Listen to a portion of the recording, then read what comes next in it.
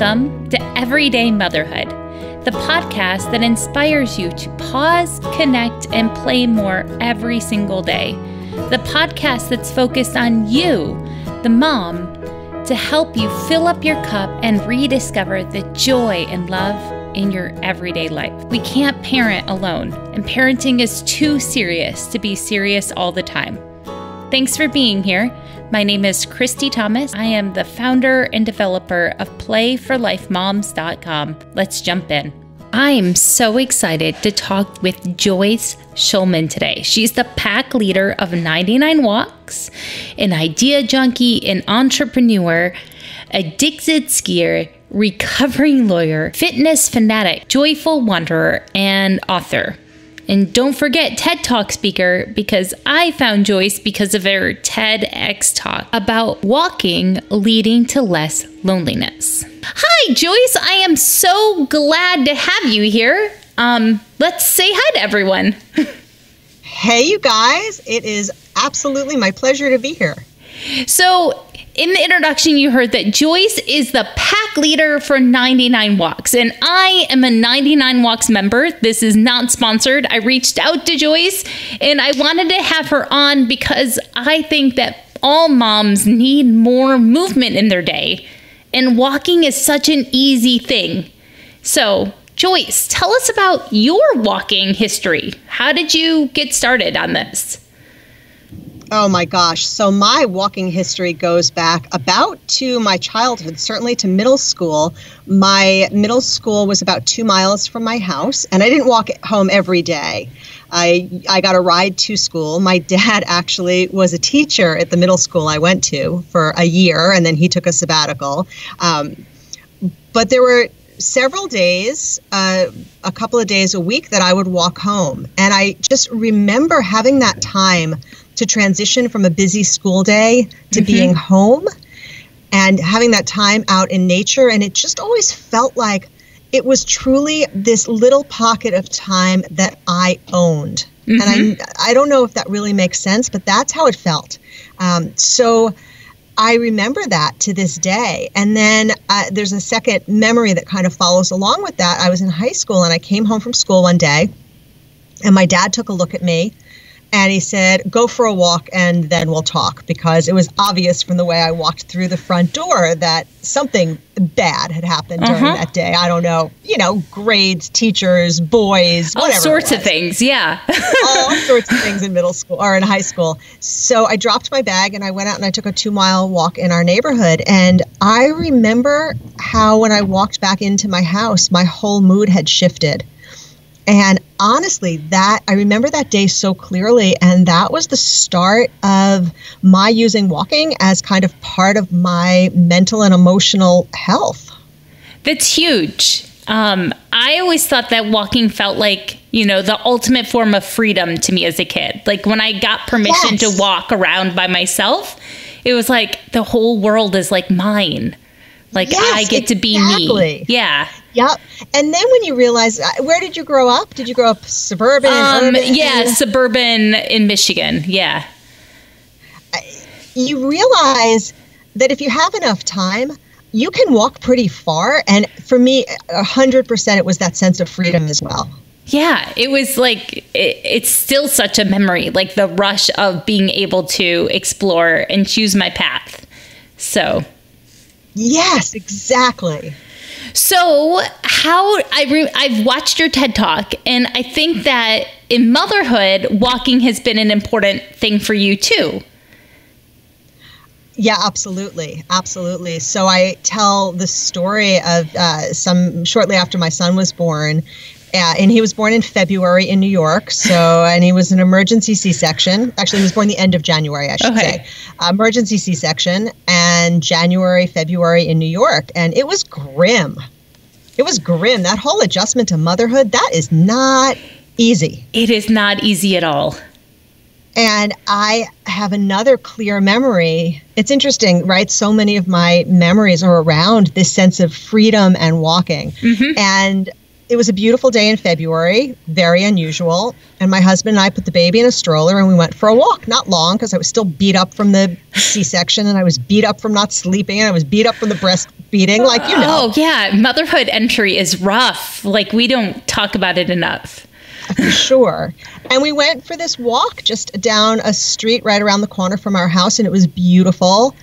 And I felt normal for the first time. And gosh, I don't articulate it this way often enough, but that sense of freedom that you put such a finger on. And I remember thinking like, oh, maybe I can do this. Yeah. So there was that moment as well. And then fast forward many years, and one of my favorite things to do is to walk with my girlfriends. That makes total sense. So have you always walked with your girlfriends? Did you ease into that transition naturally, or is it something you had to be intentional about setting up? That's such a good question. It is something I had to be intentional, because for me, walking was always solitary. Mm-hmm. It was always that time to myself, and it's incredibly valuable for that as well. But as I got increasingly busy, as we all are, like too busy, right? Busyness is a problem. Yep. At least for me. Yeah, it's a badge we wear. Yeah, it's a badge of honor, right? How busy you are is your badge of honor, which is insane, but that's another conversation. So I started to realize that if I walked with my friends, I checked 3 boxes at one time, because I got to get some exercise, I got to be outside in nature, and I got to have a really robust, great conversation with my girlfriends. And I started to realize that the conversations we had while walking were special. They were different. Totally. So do you walk with your friends, or do you walk by yourself, or what's your usual? So right now I haven't been walking with friends because of social distancing, but usually we were meeting up at least once a week after the kids got on the buses, and we'd go for a walk. And it was really great conversation that we, A, wouldn't be able to have with our kids around. And then B, just that ability to pause during the conversation and have uncomfortable silences, or what would be an uncomfortable silence face to face. Exactly. Like, imagine how weird sitting over a cup of coffee with somebody and just staring at them silently for 20 seconds. Like, really weird. So weird, but really natural when you're walking, because there's all sorts of stimulus around you, and it's okay to have some quiet space in your walks. Exactly. Yeah, no, walking has been really meaningful to me. As a new mom, I moved when I was 36 weeks pregnant with my firstborn, and we flew cross country, and the Navy moved us. So I was brand new to a whole new place, new doctor, new everything, new neighborhood. And walking always makes someplace feel like home to me. We're in the military, so we've moved 10 times now in the last 16 years. And walking is what makes the neighborhood feel like home, because I get to notice like the details of things that you wouldn't notice when you were just driving around. And so walking with a newborn, pushing a stroller and feeling the sunshine and getting used to this new strange place, was a lifeline. And then from there, I went on to teach some like stroller fitness classes that were all the rage back in 2006. I'm curious, when you were walking in new communities with a newborn, did you find that you were striking up conversations with people? I mean, babies and dogs are such great conversation starters. So yes and no. It depended on the town, really. Because we've lived on like both the East and the West Coast. And the West Coast town where I had my newborn girls was a lot of old retired people. So there wasn't a lot of outside foot traffic. So it was just me walking through old abandoned houses, actually, on an old military base. So it was just nice time. All right. So you had that. Yeah. Yeah, you had that walking, that freedom. Yeah, that freedom part of, like when we got older and they were like, our destination was to go to the playground. Then it was easy to strike up conversations when we were building in like the motivation for my toddlers to hang out in this double wide stroller and deal with each other. Yeah. Have you always lived in the same town, Joyce? No, I grew up in a town about an hour and a half from where I live now. And then when I graduated from school, I moved to the city, to New York. I worked there for about a dozen years. And then my husband, who's also my business partner, and I moved to the very east end of Long Island. Oh, excellent. Where we have been sort of set up ever since. Yeah. So when you moved, did you find that walking helped you? Do you find that same combination of walking makes a place feel like home?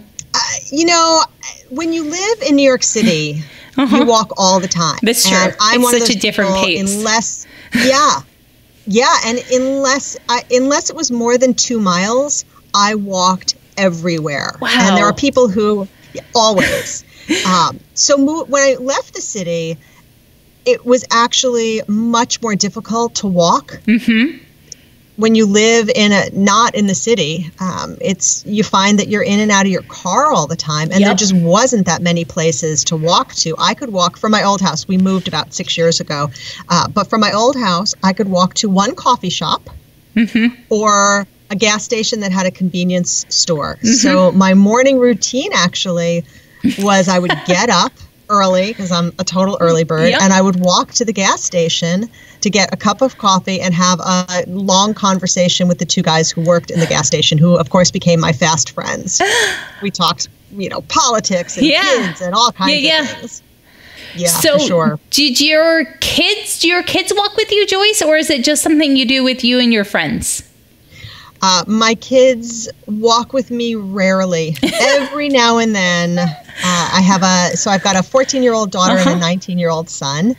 Every now and then when they have real cabin fever, especially in the midst of COVID and quarantine, every now and then they'll say, okay, I'll come. Of course, I invite them all the time. But not often. My son will sometimes, both of them actually will sometimes run a couple of miles if I'm willing to pick up the pace and run a couple of miles instead. But not usually. My husband will walk with me. We walk a couple of times a week, especially now, right? Everything's changed a little bit. You mentioned earlier that walking helped you check off 3 things, right? It helped you go outside, it helped you get movement in, and it helped you with big conversations.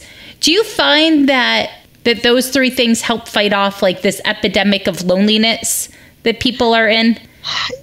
The loneliness epidemic is so complicated, especially now. It is. I'm rereading Dr. Murthy's book, Together. I just started that book this week. He's so brilliant. And we had him on a walk and talk at 99 Walks. And gosh, what a warm, wonderful person. And the book is just brilliant. And it's so interesting, right? Because the book talks a lot about the loneliness epidemic that we're experiencing in this country. It talks a lot about how the loneliness epidemic is driving some splinters within our society. And I just feel like everything he wrote 2 years ago, because that has to have been when he wrote it, is so much more important right now on every level. So my company actually undertook our own loneliness study, and what we found is that 72% of the women we interviewed, and that was 2,500 women, acknowledged that they are lonely. That's huge. That they experience loneliness. So one of the key takeaways, and I talk about this, you probably heard it in my TED Talk, is when people feel that they're lonely, they're not alone. So part of that feeling is driven by the idea that everybody else is feeling awesome. Right. And if we you're have this not, false then there's idea. something wrong with you. Yeah. That we're assuming that everyone else is better off. Yep. Happier, more connected, has all these rich, wonderful relationships. And while most people have some rich relationships in their life, pretty much the vast majority have moments or pieces of their life that are driving these feelings of loneliness. And so when you're inviting a friend to go for a walk, do you have a strategy? Like if you're meeting a new friend, do you just jump out there and say, I want to go on a walk with you? Like I'm the walking lady. How do you initiate those conversations? Yeah, a little bit. You find that a lot of women will raise their hand for a walk together. Mm-hmm. And it definitely, for me, it feels way more comfortable than inviting somebody to your home, right? You meet another mom, you meet somebody, and unless your kids want to play together, that's the easy one. But if they don't, once they age out of that, right? Like my kids are 7, 12, and 13, and those easy mom playground dates where like everyone likes each other are rarer and rarer. Absolutely. So it's weird to invite a new person to your house. Mm-hmm. It's a little awkward. It's less awkward, but still a little awkward to say, do you want to meet for a cup of coffee? Mm-hmm. And I'm somebody who I just don't like sitting on my ass for an hour and drinking and having a glass of, it's just not my thing. So my experience has been, if you ping someone, if you say, let's take a walk one day. Yeah. 9 times out of 10, they'll be like, oh, I would love that. And then it's easy. You meet someplace. There are a couple of walks that I do over and over and over again in my community. And, I'll meet you at Long Beach. Yeah. It's a safe. I love that going on walks as an easy way to make a new friend is it like levels the playing field because it's not your house. It's not their house. There are so many things it takes away. Like you don't have to be worried about someone's budget and if they can afford to go out to a restaurant somewhere or to meet you up. Like there are so many, walking's free. Yeah, it even takes away, I know this is going to sound really stupid, but it even takes away that moment of who's paying for the coffee. Right. Yeah. Not even a big budget, but you invite somebody out for coffee. Now you're both standing there. You both order. Do you pay? Does she pay? Do you go? It's like so stupid. You're talking about $5, right? But it still is that when it's not somebody that you know well. Right. It's an awkward moment. There's always, and there's the awkward moment of friendship where you're not sure, like if you have a lot in common, but if you can go on a walk, you can kind of figure out if there's more in common there than like, hey, or not. Listen, it gets harder and harder to make friends as we get older, and you gotta liken it to dating. Ooh, yeah. You really do. That's true. I'll tell a story of this one woman who I like a lot because she's got great energy and she's really positive and she's super active, and we've walked together a couple of times. But once you get past kind of the positive and like we've got nothing in common, and I think it kind of goes both ways that we just don't really like each other, and that's okay. Yeah, we don't dislike each other. It's just we are not meant this to be neutral friends. Zone of ambivalence. Like the relationship's never going to go past that, and I think we're both totally fine with that. Yeah, but it would be, I think, more uncomfortable if I invited her to my house for lunch.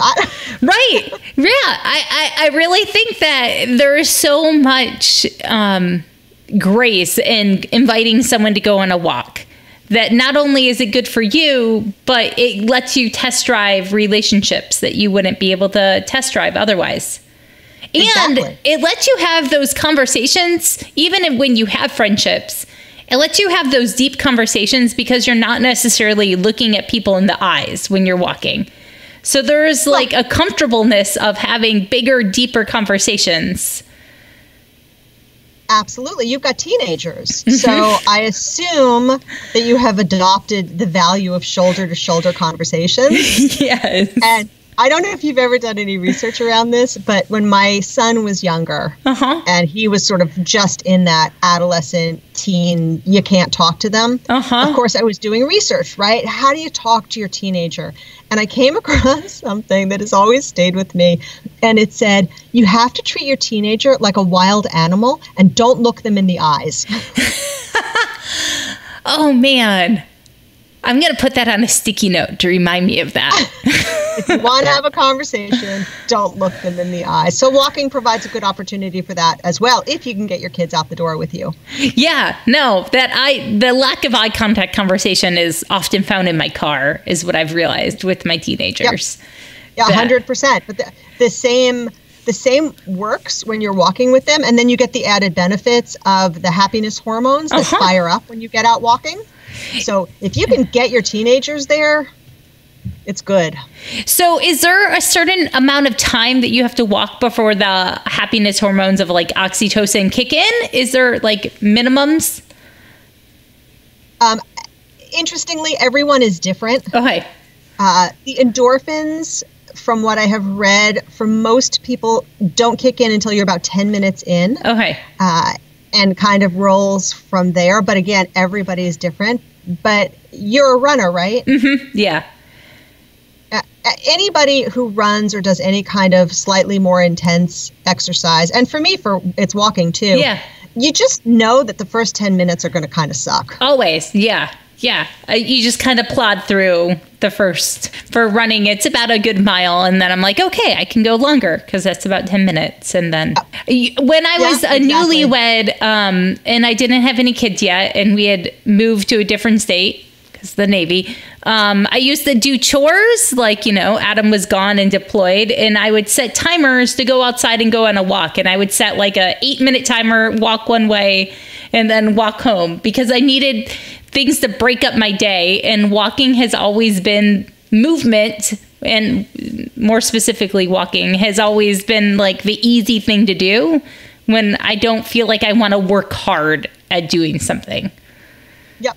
Yeah. It's as somebody said in the 99 Walks Facebook group recently, it's just a walk. I can get myself out the door by saying it's just a walk. And then more often than not, it leads someplace great. Yeah. Mentally or emotionally or physically. Do you think as a society, like, we don't give enough benefits to walking, that we like look down on it as a form of exercise and that more people should try it? I think so. I think that's changing a little bit.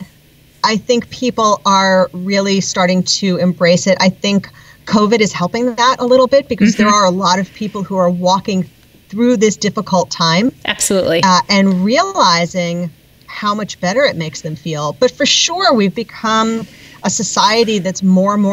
If you're not killing it in a CrossFit workout, you're not doing enough. Right. This all or nothing thinking, like you talked about today in the 99 Walks group, about not meeting your goal for the month of June, probably not meeting your goal, and how we have to be okay with not always making our goals, and that just showing up. Taking time to exercise and walk and take care of yourself is a big part of standing back up. Do you feel like you're a better parent after you go on a walk, or a better human? Oh, there's no doubt. There's no doubt. And I don't think I've ever spoken with anyone who has ever said, I was feeling stressed, I went for a walk, and I came back and I felt worse. Right. That's true. You're right. I don't think I've ever heard anyone say, I came back worse from a walk. No, every now and then, not so much with a walk, but sometimes with a run or something a little bit more intense, I'll head out, even for a walk from time to time. Yeah. I'll head out the door and I'll think, nope, not today, or nope, not right now. Every now and then it happens. And that is part of listening to your body and listening to your heart a little bit. But if you can go, you're always going to feel better for it. Do you have tricks that help you get out the door on those mornings that you're feeling like you're just not into it? Yeah. I just remind myself that I'm never into it. That's good to know. Like I would always rather sit on my couch, drink coffee, and eat cookies than do anything else. Because coffee and cookies, right? Yeah. Yeah, and the couch, like, it's comfortable. Yeah. And your dog's probably right there too, like it's cozy. Yeah. It's awesome.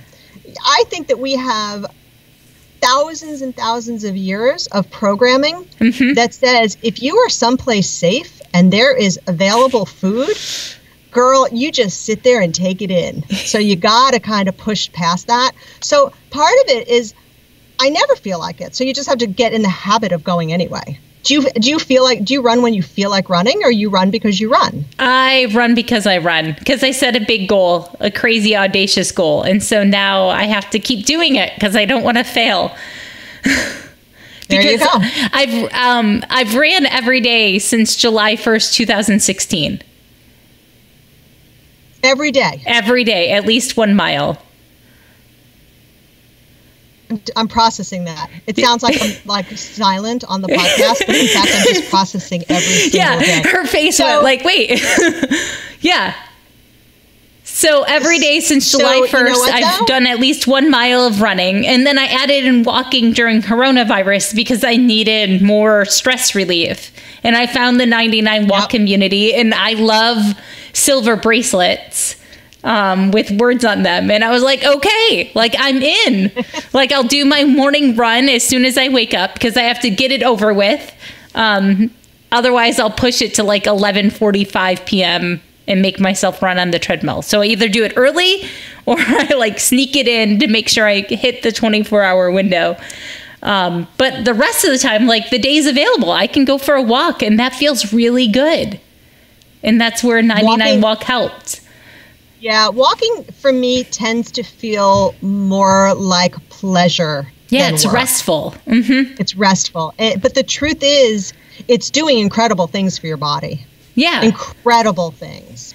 There's a study out of Canada that a regular walking practice can literally add volume to your brain, literally makes your brain bigger. Wow. And helps fight off dementia and improves your decision making and all of that. It builds the volume of your hippocampus. Wow. There's another study that a regular walking practice can add up to 7 years to your life. Those are big things. Big things. In motherhood, like we're bombarded, right, with advertisements about how to get your body back. And it's all these really strenuous, hard workouts that it's easy to discredit walking as doing amazing things for your body. Yep. And it's easy to fit in. And you don't need any equipment. And if you have a baby, you can take that baby with you and bury it in a stroller, in a backpack. Oh, yeah.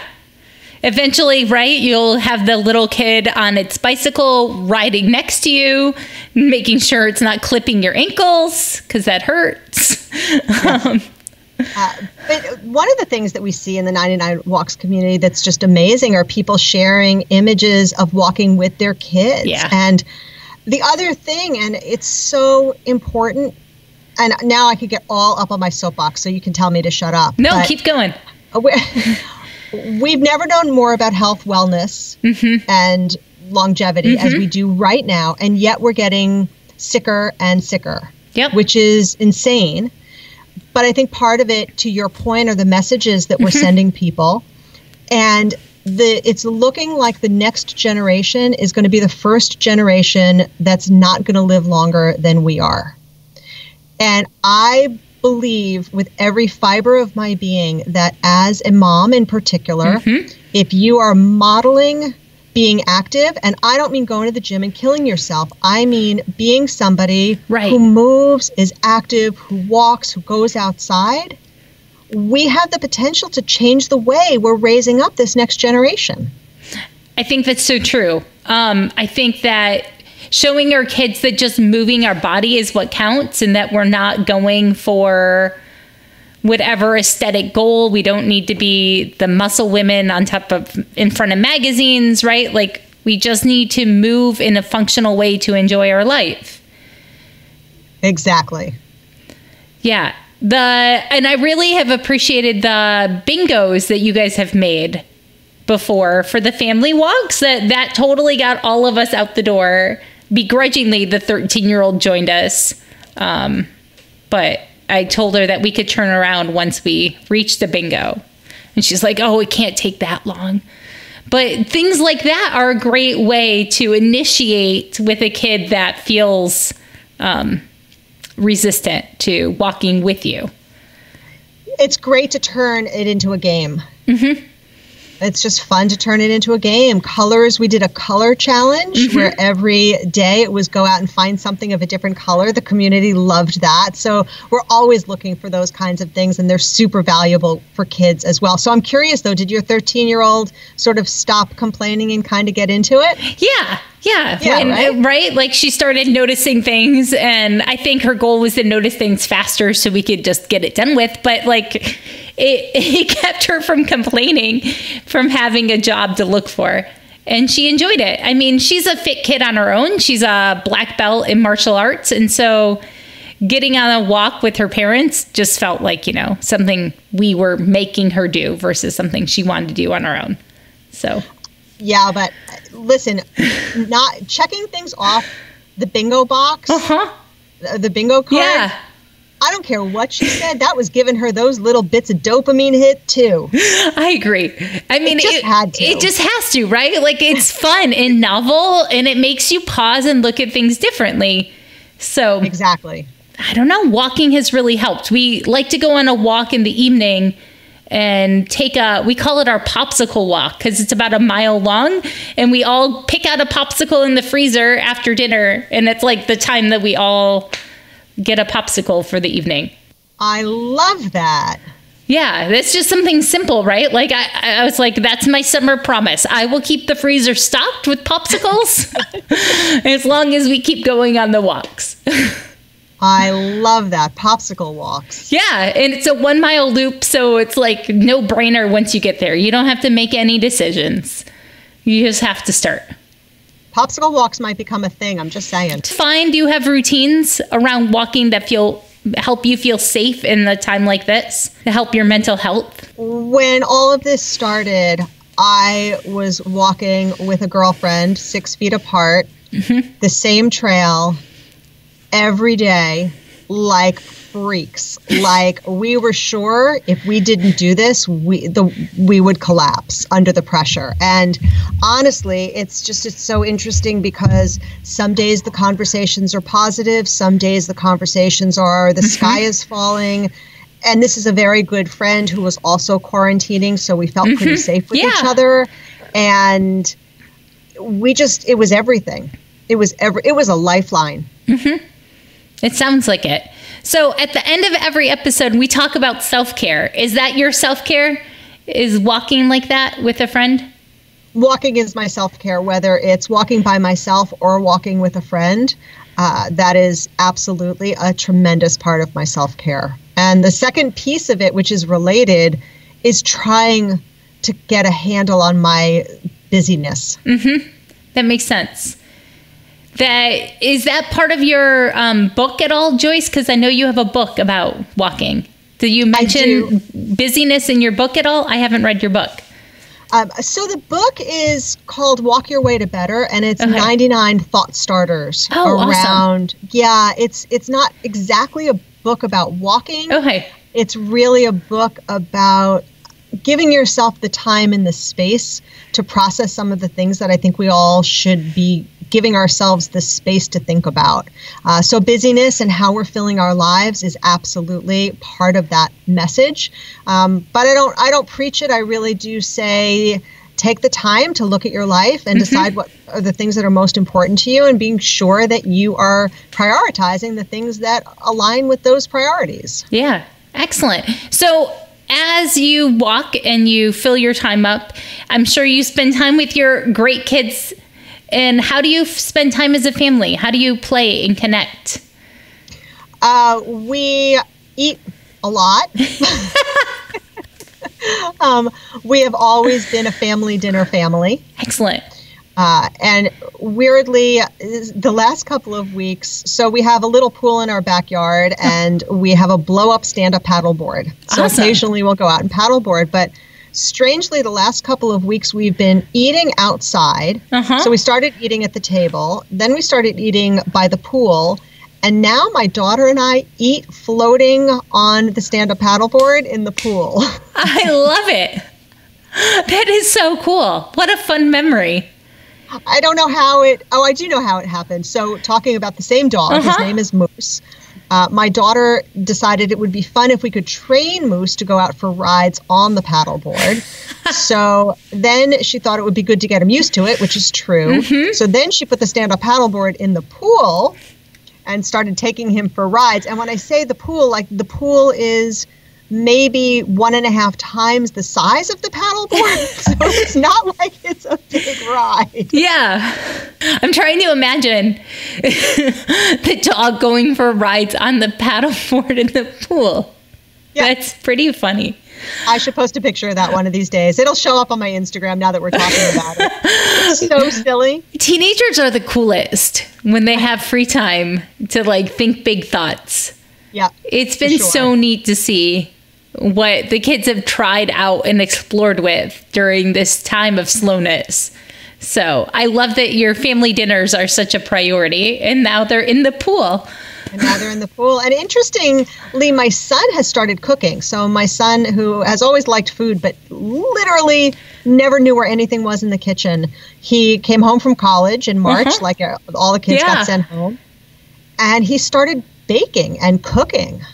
That's so cool. A lot. Yeah, like we often wake up in the morning to fresh baked stuff. Wow. What's been your favorite thing that he's made? He made something that he hated that I loved. It was like a Japanese style pound cake that was supposed to be this light, fluffy, eggy pound cake. But it ended up being really dense. Okay. So it was more like a custard, and I loved it and he hated it, but I loved it. That's so cool that he's trying like complex sounding recipes. Like these are not easy sounding things. Oh, no, it's complicated. He's been baking fresh bread. Homemade pretzels are amazing. That's so cool. It's so neat. So are your kids cooking? My 12-year-old cooks a lot. Yeah, that's kind of always been her thing. Like we got her a muffin maker thing when those baby cakes pans when she was like 8 instead of an easy bake oven. Because I was like, if you want to cook, like let's get you something cool that you can grow with for a while. So yeah, she's been making dinner at least once a week since all of this started. Since we don't have any evening activities, it's been nice to slow down and enjoy that. Yep. And then they've started watching BuzzFeed videos about different cooking challenges. So BuzzFeed did these like cooking skills that we found on Hulu, and it's like how to cut an onion or how to peel a carrot. So then they've recorded themselves on YouTube for their friends to watch how they're like miserable at cutting onions, and they're like sobbing during it. And it's been hilarious to watch them put these challenges out there and edit videos and do fun things. That's awesome. Yeah. That's awesome. Yeah, it's fun. The oldest one has been in charge of that one. And I was like, okay, like just make sure your 7-year-old brother doesn't like hurt himself. Like I'm there with Band-Aids on the ready. So, but yeah, it's fun. Well, thank you, Joyce, for coming on. If people want to find more about 99 Walks, where's the best spot to find you? 99 Walks is best found at 99walks.fit, and we are also on social media at 99 Walks. There's a Facebook page, and there's a private Facebook group. There's a fun Instagram feed that's pretty uplifting and positive. And if anybody wants to find me personally, I'm at Joyce R. Shulman on all the social channels. And you have your own podcast, right? Is it on Apple iTunes, or is it just in the 99 Walks app? We have a podcast called The Weekly Walk that my husband Eric and I do, and that is available, on iTunes, Spotify, or for the 99 Walks members baked into the app. Yeah. Fantastic, because I was listening to it today. I was like, oh, yeah, I forget that it's like out there as a separate entity. So, well, thank you so much. Thank you, Joyce. Thank you. And I will see you in the community. Yes. Well, now you know another strategy that I use to help me feel like a human while raising humans. Don't forget how important that is. You are exactly the right mom for your kids, and your kids are exactly the right kids for you.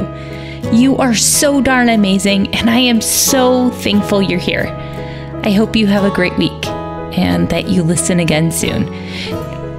Bonus points if you text a friend this podcast or send me a message on Instagram after you listen and tell me your favorite part. Thanks. You matter to me. Bye.